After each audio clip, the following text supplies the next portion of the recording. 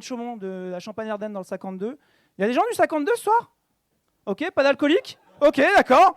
Parce que le 52, je vous dis tout de suite, c'est particulier. Hein. Par exemple, moi je viens de Chaumont. À Chaumont, pour trouver du taf, faut partir de Chaumont. C'est un concept. C'est vrai. Puis nous, on adore l'alcool. Je suis sûr, on est une région d'alcooliques. Moi, je suis tombé dans l'alcool à l'âge de 11 ans. Tu vois. Mais c'était sombre histoire. Mais pas comme vous. Tu sais, vous, c'était une fois dans l'année, à Nouvel An, à Noël, tu finis les fins de verre. Moi, level au-dessus. Smirnoff Ice, Panaché, Cronenbourg. Je suis un petit voyou, je suis un petit délinquant, bien sûr. C'est chaud. Nous, tellement on est une région de fêtards, on avait un truc de malade. Une grosse boîte de nuit, je vous le dis tout de suite, le Crash. C'est le nom de la boîte, le Crash. Ouais, je te laisse imaginer l'ambiance, sur le parking des tracteurs. Le dress code, venez comme vous êtes. Survêt, basket, short. Du moment que tu as une entrée bouteille, c'est bon, tu rentres. Tranquille.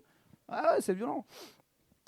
Qu'est-ce qu'on a aussi? Ah ouais, putain, c'est chelou. On est une ville chelou. Chez nous, tellement tout le monde couche avec tout le monde, on a des arbres généalogiques de baise.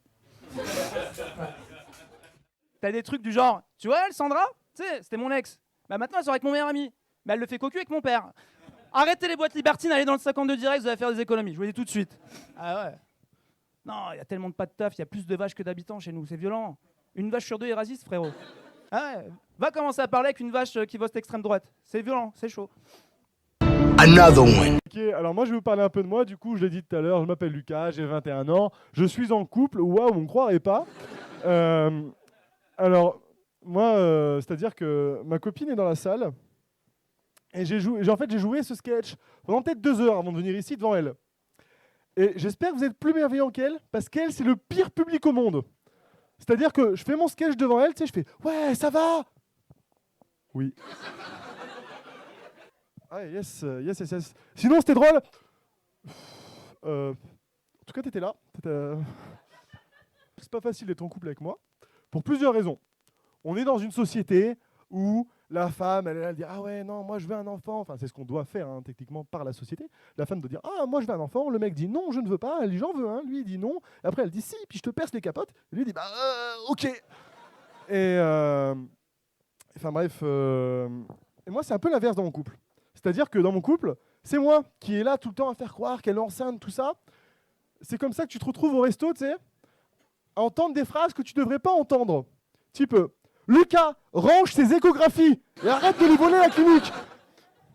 Another one. Alors, en fait, j'avais 2 idées en tête.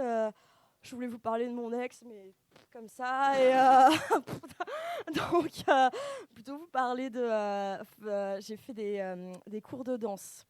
Ouais, je vais vous parler de ça, ouais. J'ai fait des cours de danse, en fait, parce que c'est un truc qui me fait chier depuis un moment. J'ai fait des cours de danse il y a quelques années. Et j'adorais ça, franchement, moi j'adorais la danse, j'adorais danser.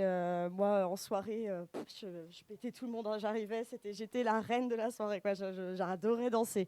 Je dis pas que je savais danser, hein, mais... Mais j'aimais vraiment ça. Et on me le rendait bien. Hein.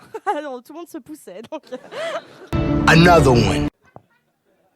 Bon après, je vous avoue que c'est pas quelque chose que je fais souvent, à retirer mes lunettes. Elles sont greffées à mon visage dès le matin jusqu'au coucher.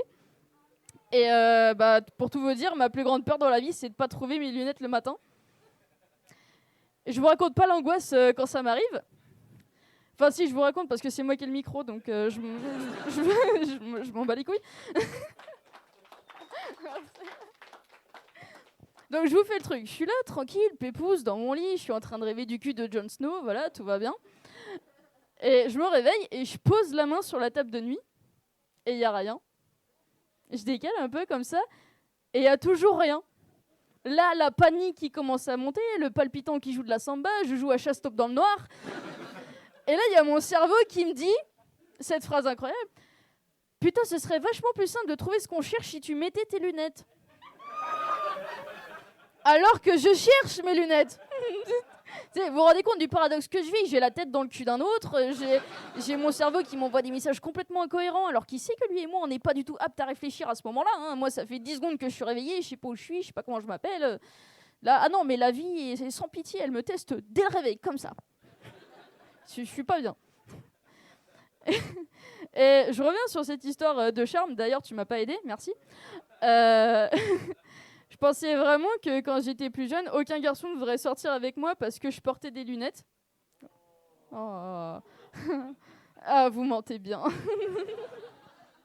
Non, mais vraiment, je trouvais pas ça sexy, pas très attirant et tout. Bah, ça, c'était jusqu'à ce que j'entende la phrase femme à lunettes, femme à quéquette. Je me suis dit qu'un jour, inévitablement, ça allait m'arriver. Bah, ça, c'est comme l'oreille absolue, hein, j'attends toujours. Vous savez quand est-ce que ça arrive ou pas? Another one. Vous allez bien, l'Alma? T'as un frigo sur une palette. On est à Leroy Merlin, la vie de ma mère. Ah ouais. Un frigo américain en plus, t'as vu?